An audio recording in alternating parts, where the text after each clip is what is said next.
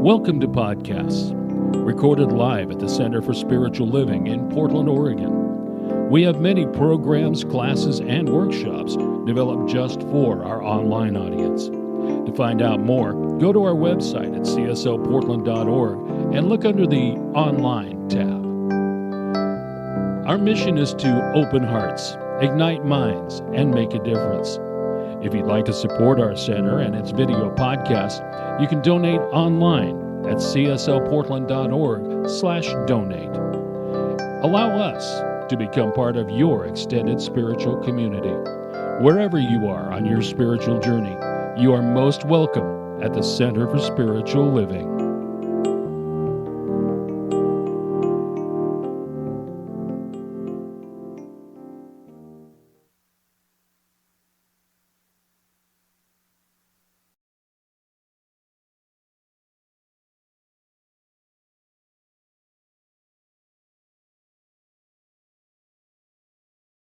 And welcome to you at home. Thank you for joining us, and happy Mother's Day. I have two Mother's Day poems for you.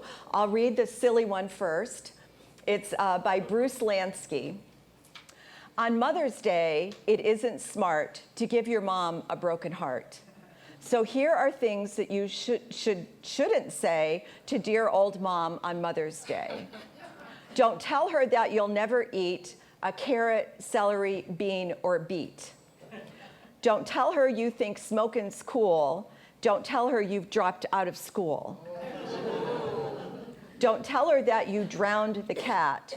Don't tell her that you found a rat. Don't tell her when you're grown you'll be a starving poet just like me. And then this one is very sweet. I had to follow up with something better than that. And this was author unknown. My mother kept a garden of her heart. She planted all the good things that gave my life its start. She turned me to the sunshine and encouraged me to dream, fostering and nurturing the seeds of self-esteem. And when the winds and rain came, she protected me enough, but not too much, because she knew I need to stand strong and tough. Her constant good example always taught me right from wrong, markers for my pathway that will last a lifetime long. I am my mother's garden. I am her legacy, and I hope today she feels the love reflected back from me. So to our mothers everywhere, whether they're here or in heaven or wherever they are, so blessing to mothers. So, whoops. Yeah, okay, Mom. I know you got that. Glad you heard that. Our monthly theme is light within the shadows, and the topic today is opening to the light. And so the theme this month is looking at the shadow, that we have fear often of the dark, and there's really a balance of light and dark. We need both. Both of them are necessary in our world to live. They each have their own characteristics and traits. They seem to operate independently, but together they complement us on the spectrum. So we all love to embrace the light, right? We sing about it, we talk about it, it raises our vibration. And the darkness has been given a bad name, but it's really the unknown or the mystery. And the two work together in synergy. And from one of my favorite authors, Barbara Brown Taylor, Learning to Walk in the Dark, she says, "To be human is to live by sunlight and moonlight, with anxiety and delight, admitting limits and transcending them, falling down and rising up.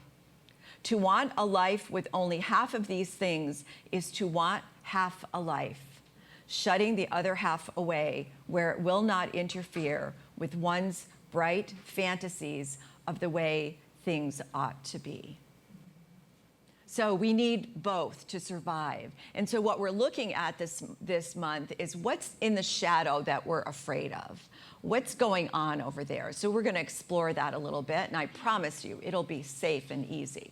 Nothing to be afraid of. The shadow self is just that repressed self, that those things that we've hidden away we didn't want to talk about. Or maybe somebody told us we were too loud or too noisy. Anybody ever tell you that? Yeah, all the time, right? Too loud, too noisy. So we repress that, and then we feel uncomfortable about ourselves. So through this journey of life, we come into these experiences where we have some kind of experience in life, and we make a decision about it.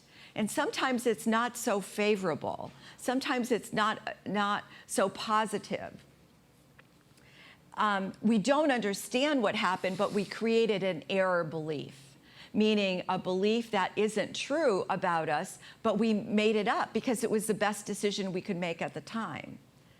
And so we suppress these, but they're still operating in us. And that's that voice in the back of the mind. You know, that little voice that is always complaining and criticizing. Some people call it the monkey mind. Or the, what was the other one? The voice in the back of the brain. There's all these names for that voice. And those are those beliefs operating. And I remember mine was hearing, anytime I asked for something from my parents, especially my dad, no, we can't have that. We don't have enough.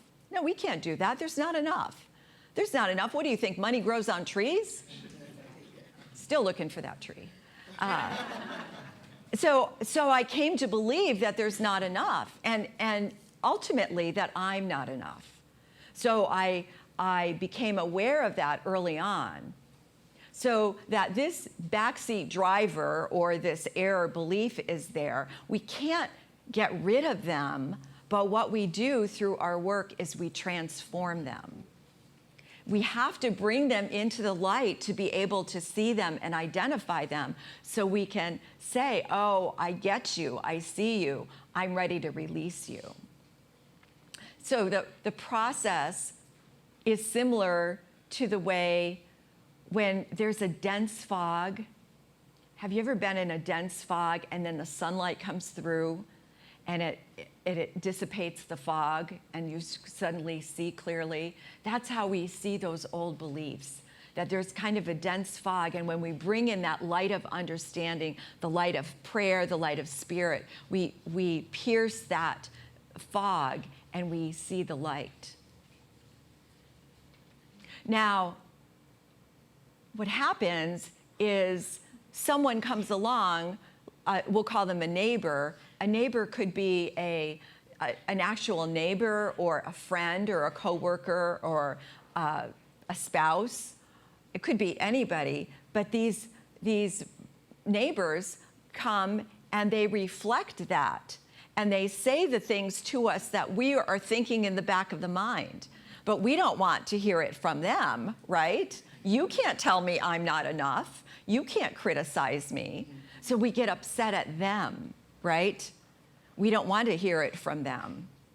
So we push them away. But in reality, every neighbor is a teacher.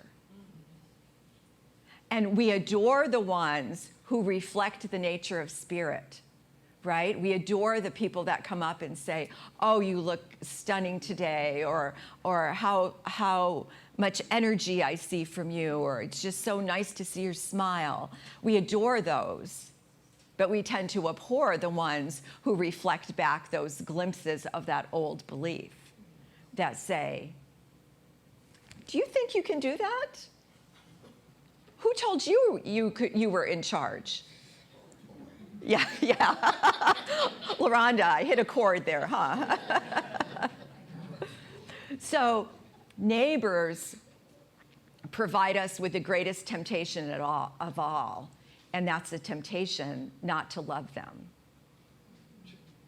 So when someone in our lives pushes a button, or when you feel a charge or energy, that's an emotion, stop and look and see, what are you feeling?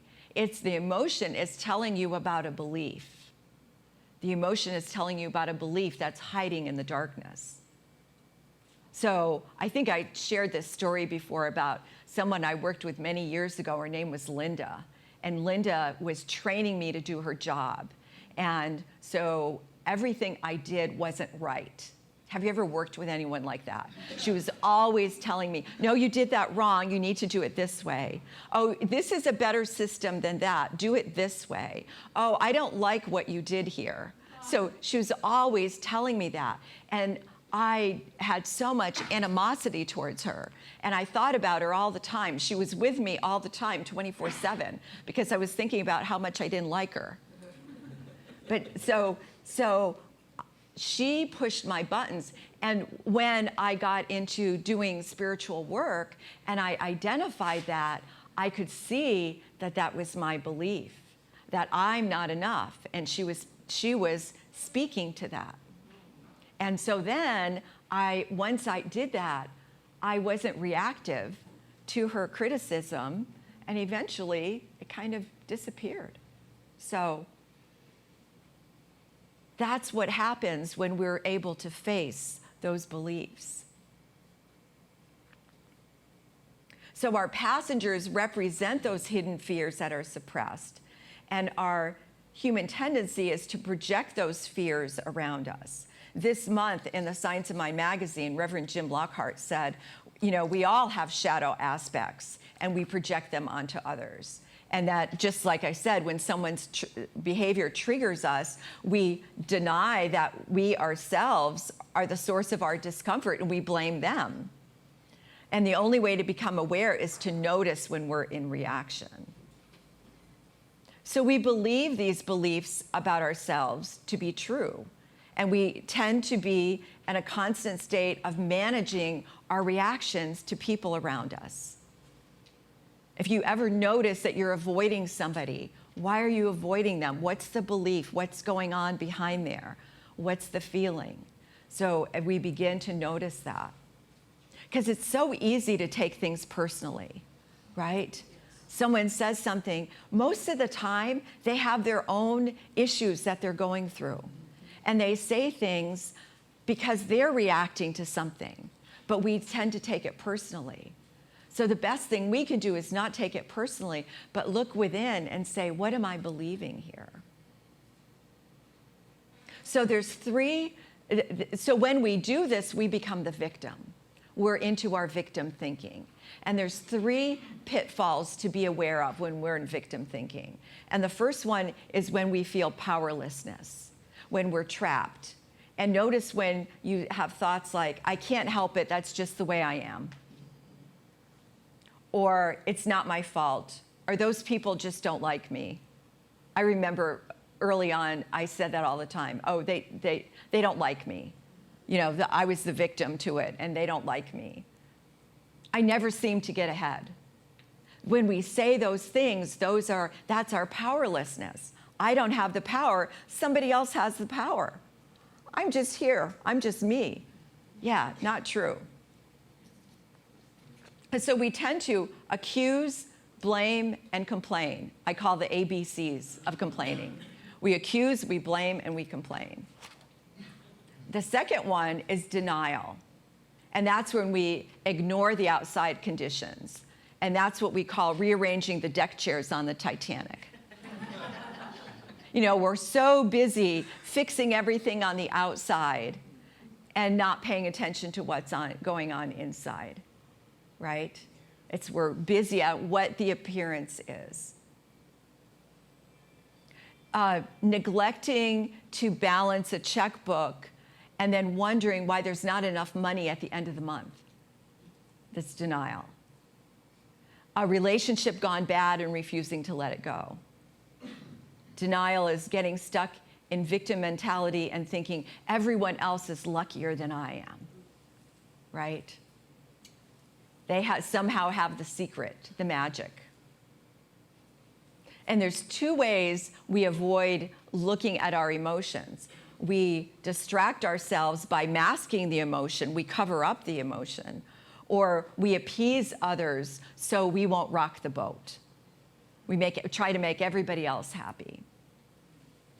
And the third one, powerlessness, denial, and the third one is unworthiness, that we want to be loved and accepted by others. And it makes us vulnerable when we're hurt or criticized. We tend to embrace the judgments and criticism as a reflection of unworthiness. So the spiritual principle to all this, to lift us up out of this, is whatever I take responsibility for, I can change. Will you say that with me? Whatever I take responsibility for, I can change. I can change. If I'm responsible, I can change. If I gave up my power, I can't. But if I take responsibility, I can. So the first thing is to respond rather than react. It's so easy to react when something happens. It pushes a button and we immediately want to defend ourselves or confront. But if I take responsibility, and responsibility is the ability to respond, if I can respond rather than react, I can manage my emotions and speak to whatever issue is going on. We can face our fears and take the steps we need to move forward.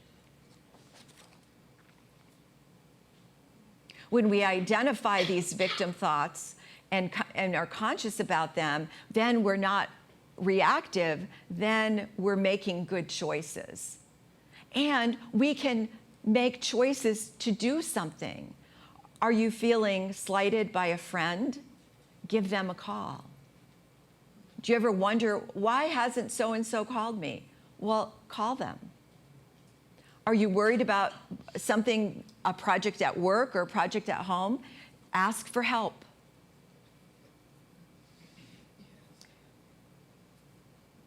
Anytime we take action, we move from being powerless to being empowered. And that's what we want, is to be empowered. So the second is to commit to spiritual practice. And spiritual practice is, we know, meditation, journaling, spiritual reading, prayer. These are taking time to go within. And that when we do that, we make that connection with the divine. And at the new minister co-creation process, we did a process that you may have done with Kate, our practitioner Kate, you may have done in the past, called Fear to Faith. It's moving from fear to faith.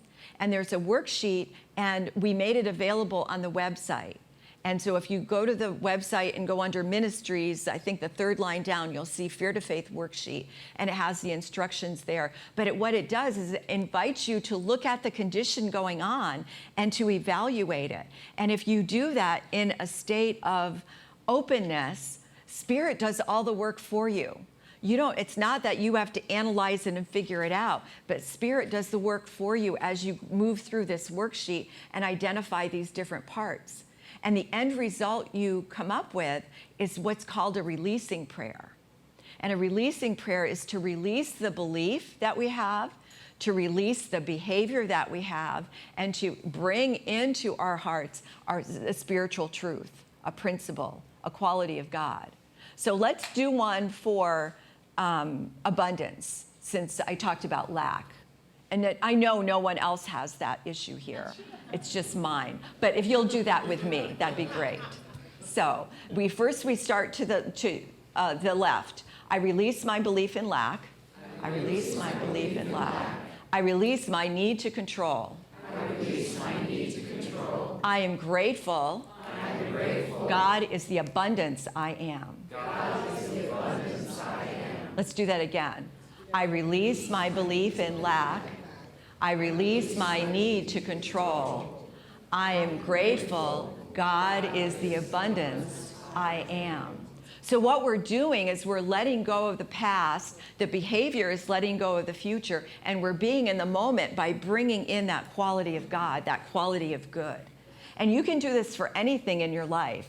And the Fear to Faith worksheet will walk you through it. So that's available. And if you would like a copy, check with one of our practitioners here if you'd like to learn more about using that. But it's a very powerful practice. And I used it when I first learned this practice. Man, I did not want to do it. I resisted it horribly. Here's what happens. The postures are there because the postures are a teaching from neuro-linguistic programming of as we move to a different posture, we're moving the cells of the body. We're activating the brain and the cells of the body, and we're moving them and shifting them and changing them. And I didn't want to do that, but I did it. And at the time, I was $20,000 in debt. And it was all credit card debt, and I had just moved to the Portland area, and I had a way out. I was going to find a husband. Because if you want to get out of something, then just find somebody else to do that. So I thought, I'll just find a husband, and then he'll take care of my debt, and I won't have to worry about it. So I told my spiritual teacher, I said, I'm $20,000 in debt. I think I have to file bankruptcy. I didn't tell her the husband thing because I didn't want to hear that lecture. I said, I think I'm going to declare bankruptcy. And she said, well, you can do that, or you can use the principles. Ouch, right? Okay, practice what you preach. You can use the principles. I said, okay. So I did. I prayed, I meditated, I kept a list of my debts. I just paid off each credit card that I could at a time. I did forgiveness work. I was tithing. I did all the things that I learned to do over the years. And within 6 years, I paid off the debt. Yeah. I paid off the debt, and then I got married. And I wrote the last check of the debt a month before I was ordained a minister. Oh, wow. So that was my gateway. That was the work that I had to do. And that's what's available to everybody. I tell you that story not because I'm unique, but this is available to all of us. Whatever the condition is going on, please see a practitioner, get a plan, take action. But you can have the things that speak to you in your heart. And the third one I already spoke to is practicing forgiveness. That to be free from being a victim is to forgive. When we don't forgive, we stay in the struggle. And it's a burden that we carry. And I was carrying a burden. I had asked a friend, I had moved up here from San Diego, and before I left, I asked a friend if I could borrow money because I had to pay for ministerial school. I didn't know how I was going to do that.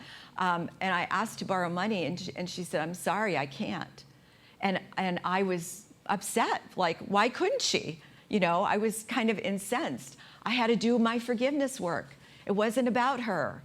And then what that uncovered, doing that work around her, was she reminded me of my mother. So then I had to do my mother work. Anybody have mother work to do? Thank you, moms, but we still have some work to do around you. Yeah. Our stuff, not your stuff, our stuff. It was my stuff that I had to do. So when we choose love instead of fear, we change the nature of our relationships. And love is expansive, but fear contracts. So once we have that awareness of the victim self, that we can begin to change, that we're willing to see our behavior, and we can step into newness. And when we take the time to look beyond the appearances of the world, we take action to live more consciously and more compassionately. And Wayne Dyer says, with everything that has happened to you, you can either feel sorry for yourself or treat what happened as a gift. Everything is either an opportunity to grow or an obstacle to keep you from growing. You get to choose. We all get to choose. And so the power is ours. The light is ours. It's right here. And I've said this before, it's so important for us to do our own work because we're being called to do this work to be the light for others. And so I had something happened the other day. I was hiked a trail, and then we got done and we went to the park, and we're walking through the park, and there was a woman walking the other way, and she said, "Did I just pass you over there?" And we said no, and so we stopped to chat, and she says, I'm out of shape. I just got over cancer. I had skin cancer that moved into liver cancer, that moved into, she named like 5 different cancers in her body, and she had worked through them. And then she told us, that she found juicing and she tried different things, and it all supported her. And then from there, she started talking about her mom and started telling a story about her mom. But have you ever been with someone who doesn't talk with any periods? That they don't take a pause? This was she was pouring her heart out, but there were no pauses in the story.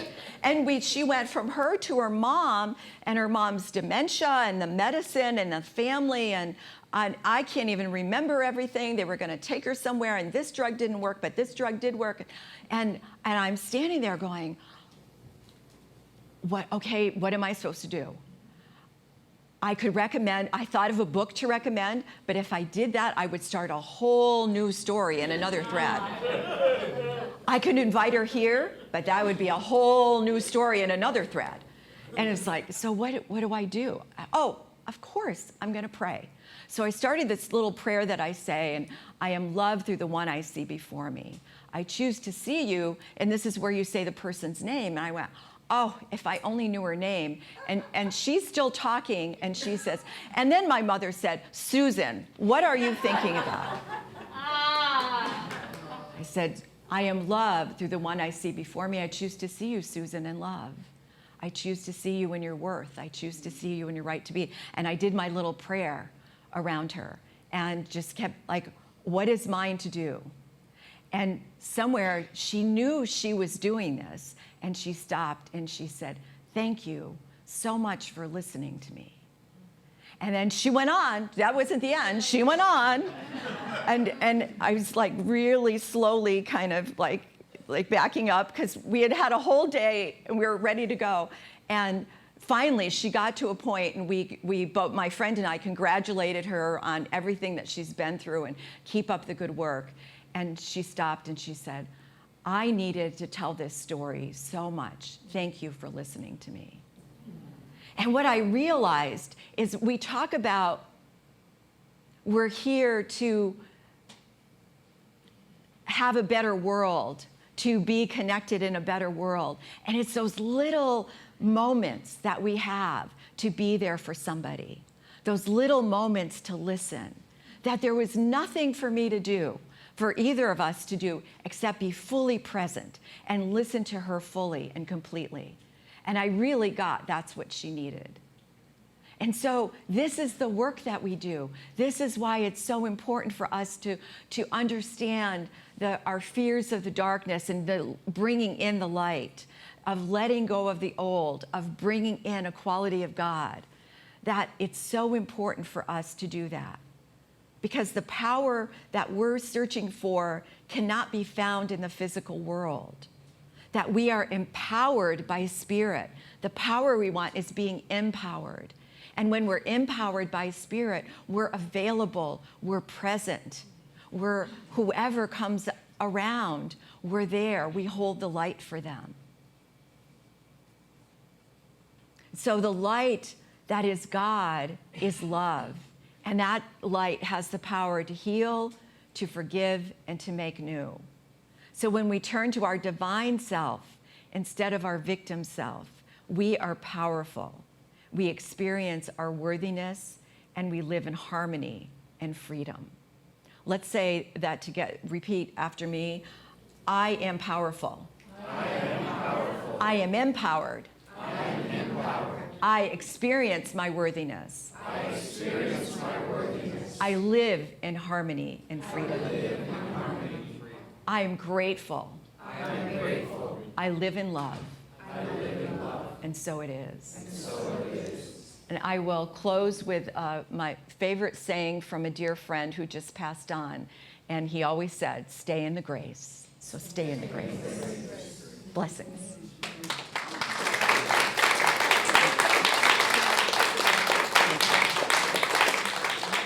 So let's take all this goodness into prayer.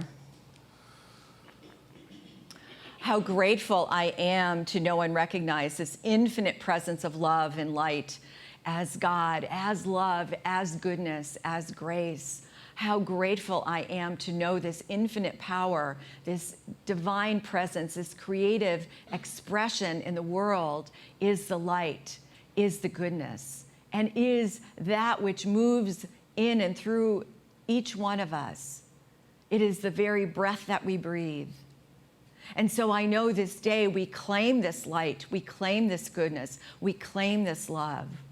We know that we are one with the divine. And we know that this divine moves in and through and as us, lifting us up in a higher vibration of love each day. We move in congruence with this higher vibration of love in pure ecstasy of the goodness that we receive. I know each of us, as we go out into the world, we go out with love and light. I know the divine feminine blesses each one of us this day as we celebrate our moms, as we celebrate the divine feminine in each one of us. How grateful I am. We go out with love and light and grace, and together we affirm. And so it is. So it is. Thank you so much.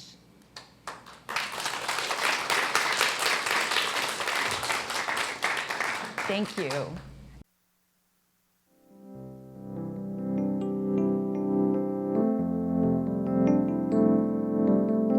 We hope you enjoyed today's podcast.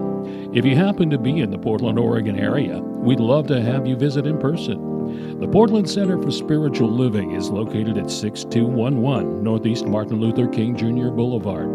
Our inspirational service is at 11 a.m. every Sunday. We also have many programs, classes, and workshops developed just for our online audience. To find out more, go to our website at cslportland.org and look under the Online tab. We have a variety of content dedicated specifically for our podcast listeners. Our mission is to open hearts, ignite minds, and make a difference. If you'd like to support our center and its podcasts, you can donate online at cslportland.org/donate. Our website is also the place to learn more about what's going on at the center or to contact us. Allow us to become part of your extended spiritual community. Wherever you are in your spiritual journey, you are most welcome at the Center for Spiritual Living.